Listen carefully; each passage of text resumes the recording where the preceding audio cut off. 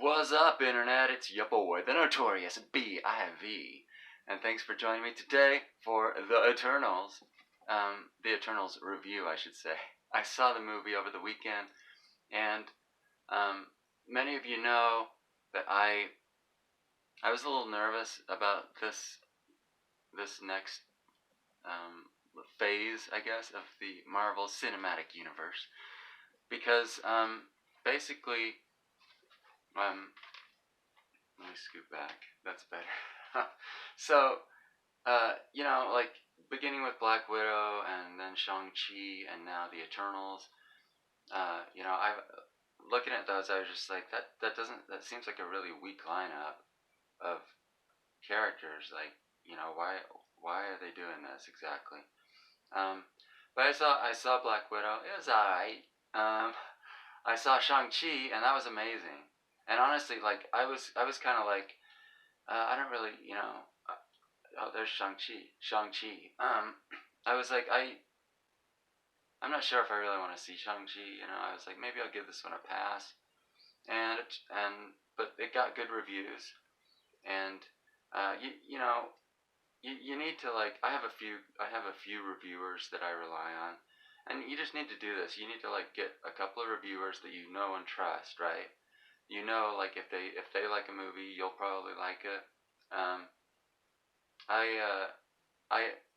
watch Grace Randolph a lot. I know maybe she's a little controversial.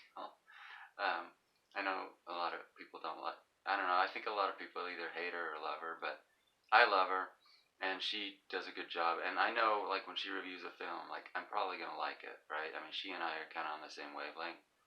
I like Chris Stuckman as well. Jeremy Jahns is pretty good. I mostly just watch him for the entertainment value, though. But yeah, so you got to get some reviewers that you enjoy, and that anyway, they get you. You know what I mean? Or maybe you get them. Anyway, so it got good reviews. Shang-Chi did, and I was like, okay, I'll check it out, and I did, and it was friggin' great. It was really good. Very good movie. I did a review on it, but it was like a big, giant, rambling mess. Hopefully this one doesn't become a big, giant, rambling mess. We'll see. So I just scrapped that review, unfortunately. Sorry about that. But anyway, The Eternals, or Eternals. I don't know if it's called The Eternals or Eternals. At any rate, the Marvel's first Rotten on Rotten Tomatoes. Oh no, right? I went, again, I was iffy on this one, especially with all the bad reviews it's gotten. But my brother said, hey, want to go see it?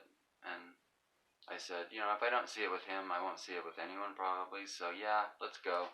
Let's check it out. And we did. And I actually liked it. I liked the movie.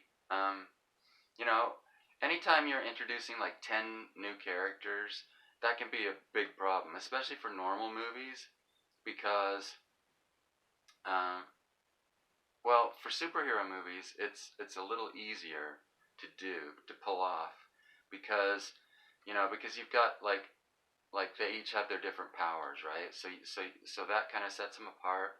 Plus they have their own costumes, and that sets them off a little bit. So like you can be like, oh, that's the speedster guy. Oh, and that's the strong guy, and that's the one with the red outfit, and whatever, right? Like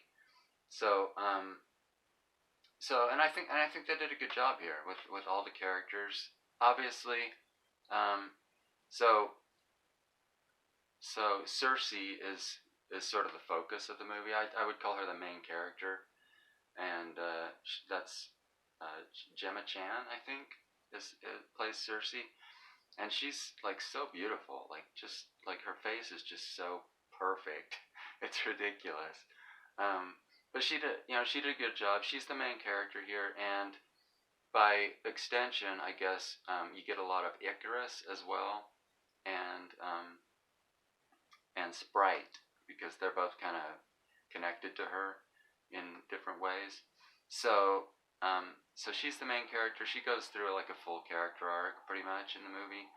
And Icarus also kind of goes through a bit of a character arc, which is pretty cool. And Sprite does too. But unfortunately, Sprite kind of gets shortchanged a little bit. Um, then you've got like then you've got kind of the rest of the heroes, which are um, and and and again, they don't get a lot of screen. I mean, they get screen time, but like they are kind of take a back seat, and that's what you've got to do in a movie, unfortunately, right? You have 2 hours.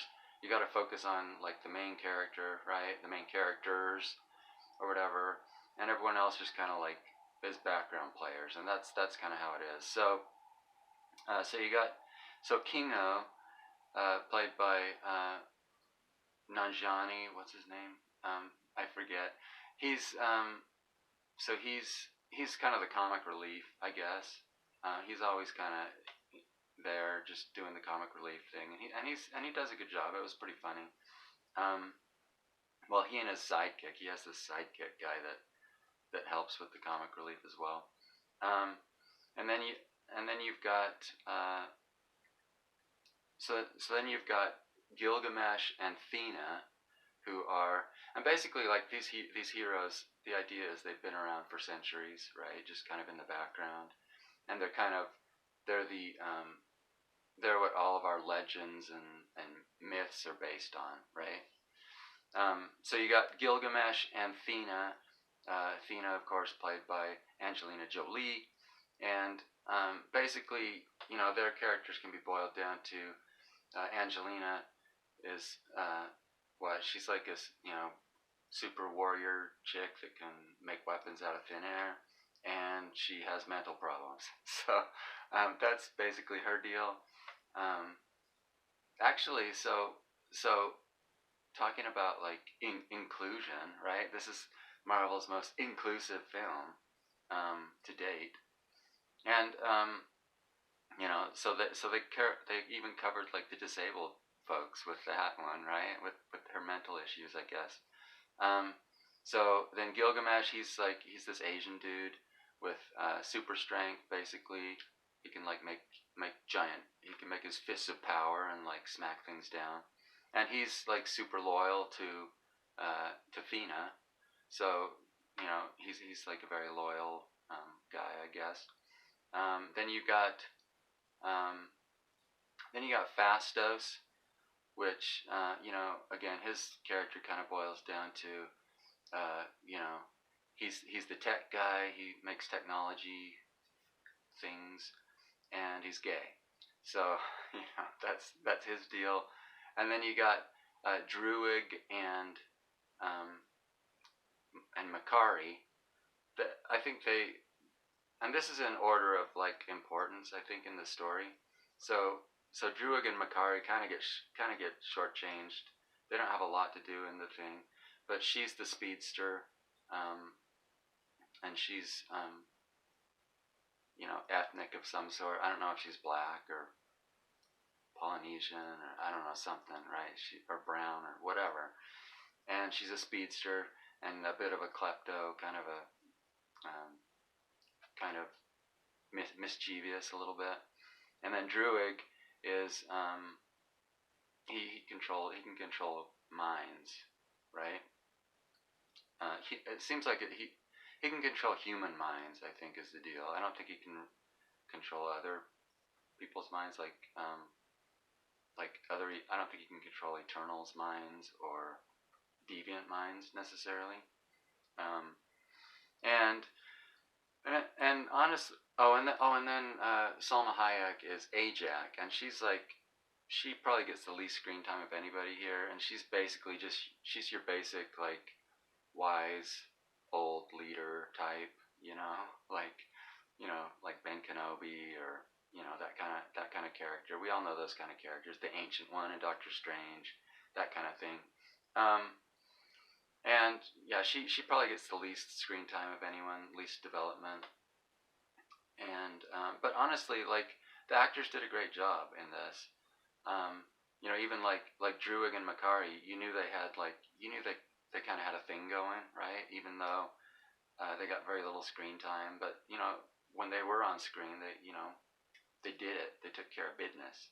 So yeah, I think all the actors did a really good job for what they had to work with in the film.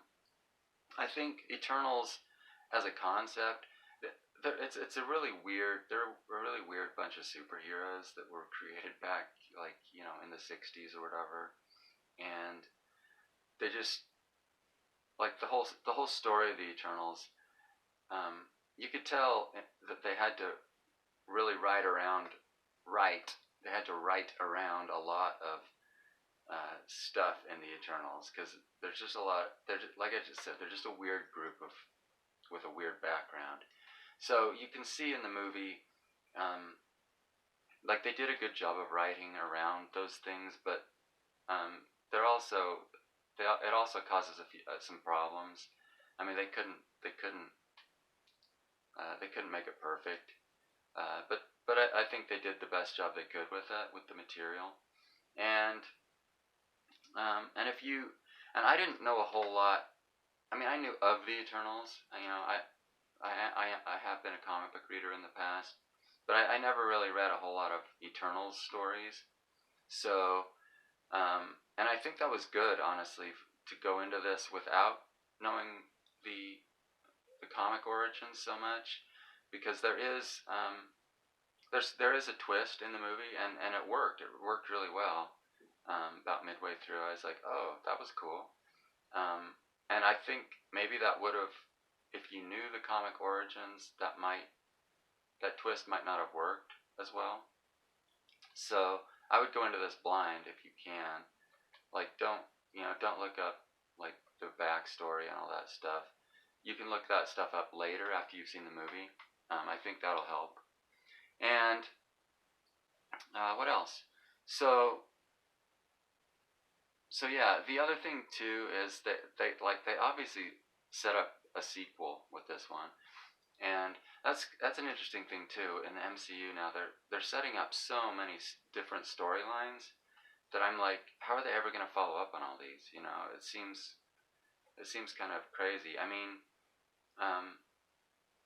you've got like the Scarlet Witch, uh, Darkhold, and her twins storyline that they set up in WandaVision. I guess that might be resolved in the Doctor Strange multiverse of madness coming up next year, and to a lesser extent with the Spider-Man Far From Home coming up as well. I think those three kind of make kind of a trilogy. So that might be resolved. But then you've got like Falcon and Winter Soldier. You got the group, the secret government group that Elaine Bennis is creating with Yelena Belova, the new Black Widow, and U.S. Agent, right, who was Captain America for a short time there. So you've got that going in the mix. I don't know when that will resolve exactly. Maybe in the Captain America movie. I don't know when that's coming out though. I think it's gonna be what Falcon. Falcon is Captain America now, so he's gonna be Captain America in the next Captain America movie. So that might be when we get that. I don't know. And then like in Loki, I was really bugged with Loki just because it seemed like a big bait and switch. Like I'm watching this whole movie, this whole series, and it's like, oh yeah, this is a cool Loki series, and then at the very end, it's just like, no, it wasn't about Loki at all. It was about this guy, and then you're just like, oh, okay, yay. So we just watched like an entire Loki series that was basically introducing this guy, and so supposedly that guy is going to be in the next Ant-Man movie. And then, oh, what else? So I just feel like they're introducing all these crazy storylines, and Eternals well, Shang-Chi has its own storylines going as well, and now we have Eternals, and Eternals, they're definitely they definitely set it up for a sequel at the end, um, and you know, will there be a sequel? You know, at this point, I don't know. I honestly wonder if this will be like the first MCU movie that goes to streaming. You know what I mean? Like maybe the second movie, so to speak, will actually be a streaming series. I don't know. Um, you know, maybe they'll go ahead and make the movie. I don't know. We'll see. But that's like so far down. You know, I mean, that's the thing. They have so many things going on now, right? Like you got Black Panther. You know, we have to follow up to Black Panther. We have to follow up to Captain Marvel. Like, and so like an Eternals sequel is like, I don't know, like 5 years away or something. You know what I mean? It's like there's so much. They have so much in the pipe that it's just like, I don't know if people stick around for, you know, I don't know if people will be interested in the Eternals storyline in 5 years. You know what I mean? It's like, I don't know. We'll see. But yeah, I thought it was a tight story. I honestly, I really don't know why critics hate it so much. And I don't know that they hate it necessarily. I think it's just one of those things where it's like, you know, people are on the fence about it, and more of them are kind of like on this side of the fence, you know, just this side of the fence, and so it gets, you know, gets rotten, you know, a rotten score. Um, but again, you know, I thought it was a pretty tight story. I thought it was well acted. You know, was it the best Marvel movie ever? No, it wasn't. But you know, I think it ranks up there definitely with a lot of the Marvel movies. So so yeah, I recommend it. It was a good time, and there were some really good action sequences in this too. There were a lot of slower moments too, and I think in a movie like this, you kind of have to have those slow moments. You know, you have so many characters, you need to see them interact and you know develop some of those characters a little bit. But it did have some good action sequences. In fact, the very end action sequence, I thought when I was watching that, I was like, oh, this is cool. And I thought, you know, I don't think I've seen anything like this since like the airport scene in Civil War, right? With like superheroes fighting superheroes.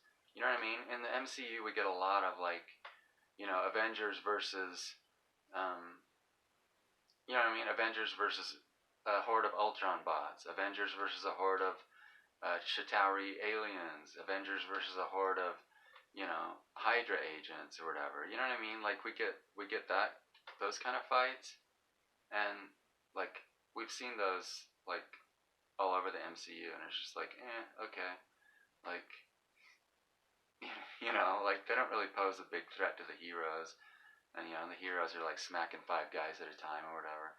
Those are kind of boring, um, and you don't really see like a lot of the cool like hero on hero type fights or hero on villain, you know, superhero versus supervillain.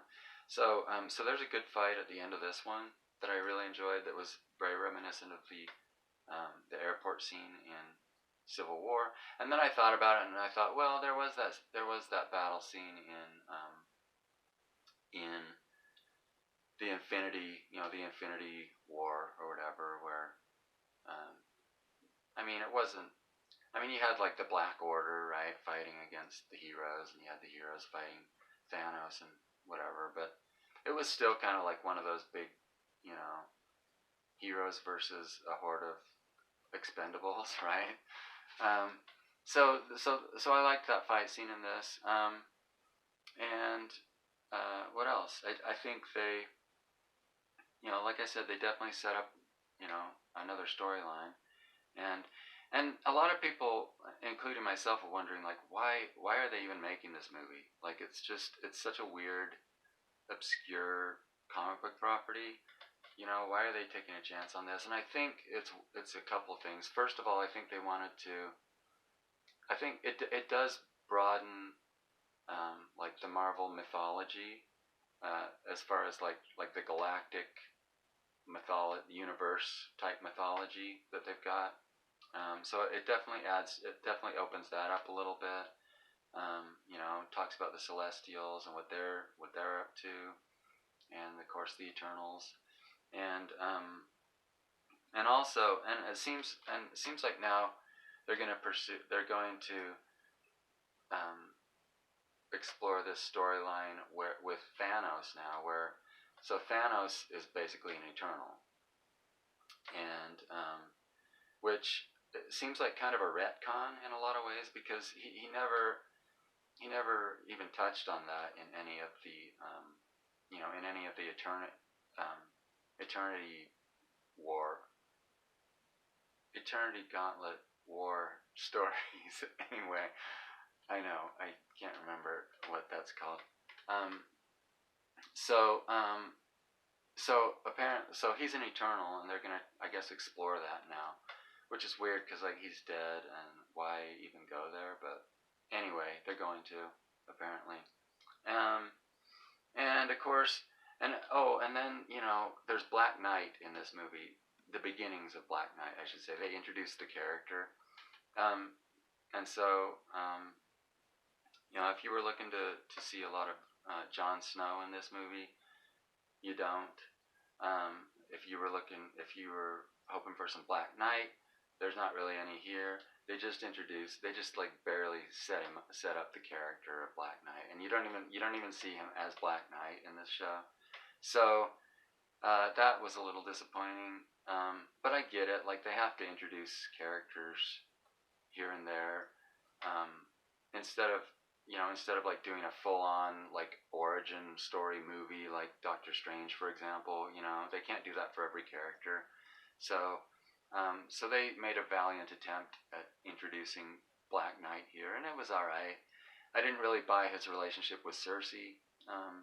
You know, he seemed to just be like a rebound, unfortunately for him. Um, and I never really bought that they were like together. Um, and now that Icarus is back in the picture, I doubt there's gonna be, they're gonna follow up on that. So, sucks to be you, Black Knight. But yeah, so they introduced Black Knight in this movie, um, and yeah, that's about it. So it was good. I recommend it. It's another building block in the whole Marvel machine, I guess. And it was a good one. And it was a little different. It was a little different than the basic Marvel formula, which you saw in Shang-Chi. Shang-Chi was very much a Marvel movie, and people loved it because of that. But I like different things too. It's nice to see something a little different, and the inclusion. All the I'm not a big like inclusive person, like, but the way they did it in this movie was good. Like, I think a lot of, I mean, A, it wasn't preachy, and B, it you know they didn't that wasn't the focus of the movie, right? A lot of inclusive movies are just like, hey, let's just put a bunch of people of color in this movie, and it'll do good. And then like it's like a crappy story, and you're just like, that was kind of lame. Or let's replace all the Ghostbusters with women, and it'll be awesome because they're women. No, you got to write a good story around it, and I think just they had a good story here, and it was well acted. All the actors did a good job, and so yeah, if you want to have the Asian guy and the Asian girl and the black guy and the gay guy and the whatever, right, and the disabled woman, that's great. If you can make it work in a movie, cool. More power to you. And it does work in this movie. Although so when you watch the movie, you'll see what kind of the Eternals' mission kind of is, and once you see that, and I don't want to spoil it because you'll see what their mission is in the movie, but like I started thinking afterwards, like, okay, if I was a celestial and I was sending the Eternals on this mission, like I would probably, like, why would you like give them free thought? Like what, and why would, so like what's the point of Icarus falling in love with Circe, for example? Like, why would you build that into these guys if you had this mission for them? You wouldn't want them falling in love with each other or like thinking for themselves necessarily. You just need them to do this thing, right? And the other thing is, I probably would have just sent like 10 Icaruses on this mission instead of this weird conglomeration of different uh, different people with different powers and stuff. Um, and I think probably one of the themes in the show is like, hey, the Celestials created the Eternals in these different forms, Latina, an Asian, a black person, just like God created all of us on this earth. He created black people and Latinas and white people and whatever, right? Same kind of concept. So I think it works in that regard. Um, and then yeah, I don't know. That's about it. So I hope you guys enjoyed that. And if you did, please like, subscribe, and leave a comment on the video. And yeah, we'll see where the Marvel universe goes from here. Should be interesting. And there are 2 end credit scenes, so stick around for both of them. And I will see you all in the next video, baby. Yeah, yeah.